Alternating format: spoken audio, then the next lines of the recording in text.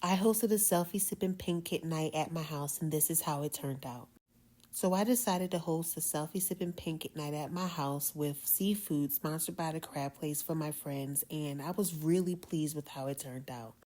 I had came across an independent artist who created these Selfie Sip Paint Kits, and I decided that I wanted to throw a party with it as a theme, as well as have some seafood flown in from Maryland from the Crab Place to feed them.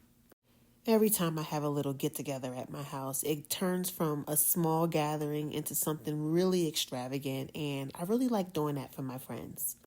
Hosting has become one of my favorite pastimes, and it allows me to make memories with my friends that are actually unique, and I am complete control of the environment in which it's set.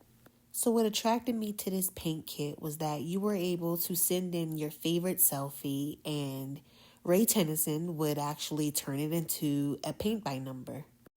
I was immediately intrigued because what would be better than painting something of myself with a selfie that I actually favored? So I figured I would get all of my friends involved and have them come over with their own personalized paint kit.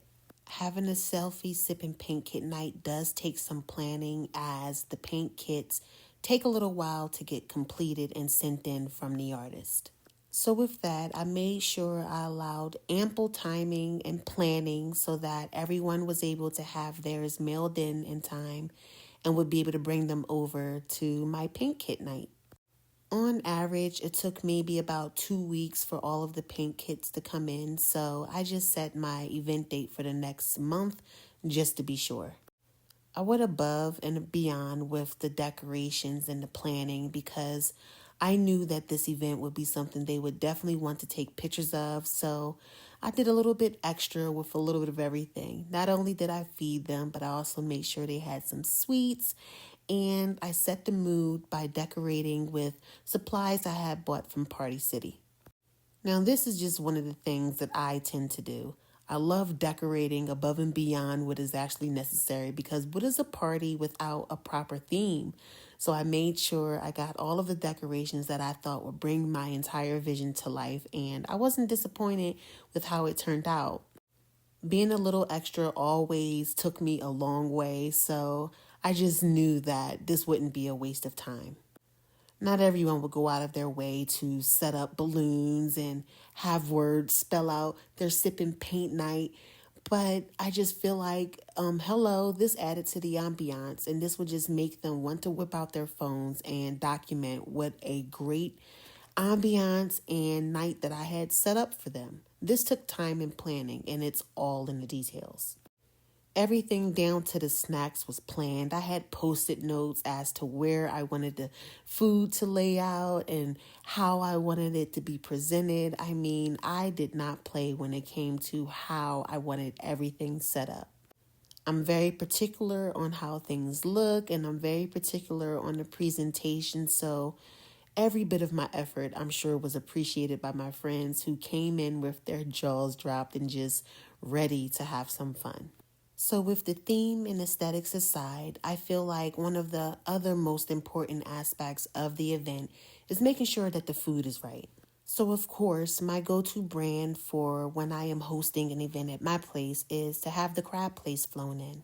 The Crab Place is my absolute go-to when I want to present a vibe of luxury when it comes to the appetizers and food that I'm serving.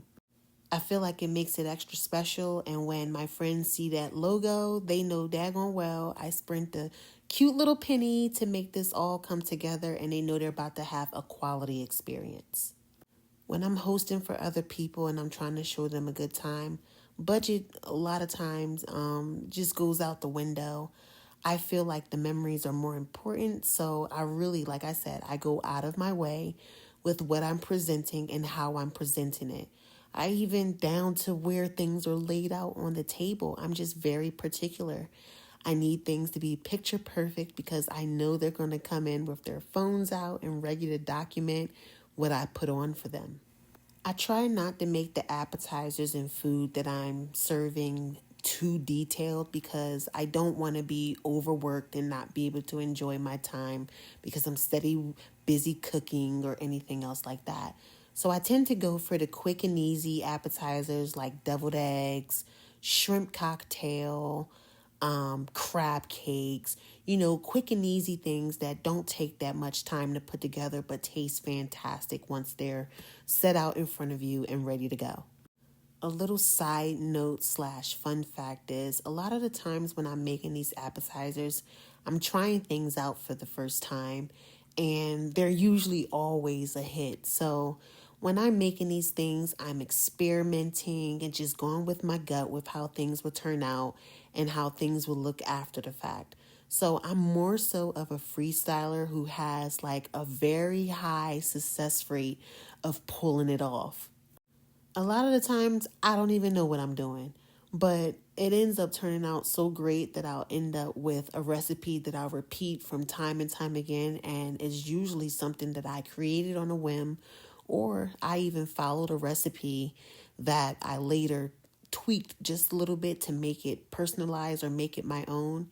And it really works out for me. So what I'm doing now is basically making a pineapple drink. I cored the pineapple. I'm freezing the contents. I'm going to blend it up later. But yeah, these are the unique things that I do to impress my guests. And they really all really pay off. Listen, even the juice isn't safe. Do you see how I just put this together? I am literally mixing and matching juices to make something beautiful. And my friends actually really love the taste. I just want everything to be presented well, and this is just my process. There really is a method to my madness, and my creative genius takes me very far.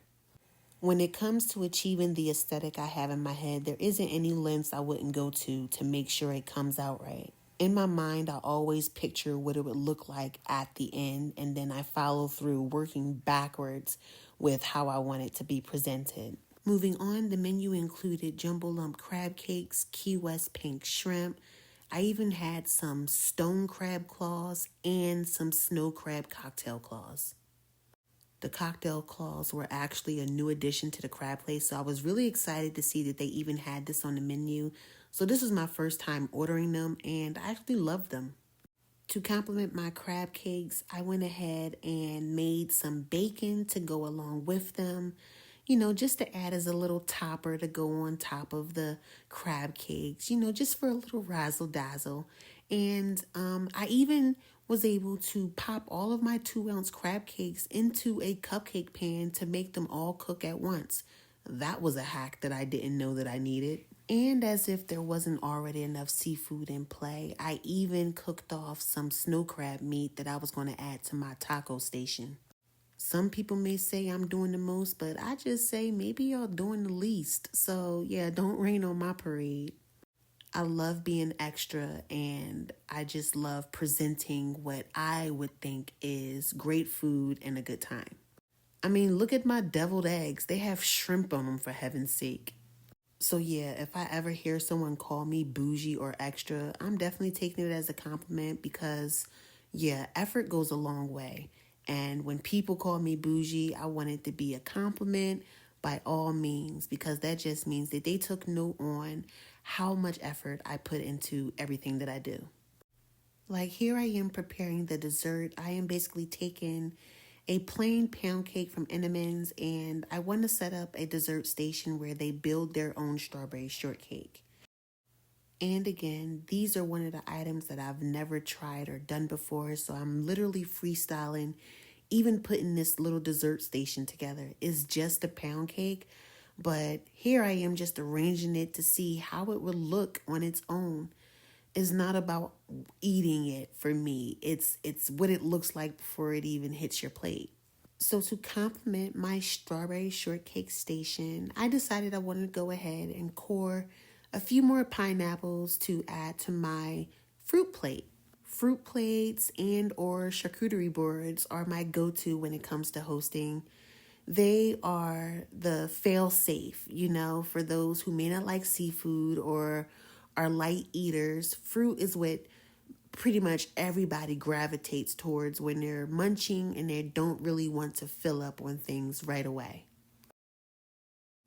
So with everything now done and my crab cakes fresh out of the oven, everything is ready. So I have my crab cakes set out so they can serve themselves.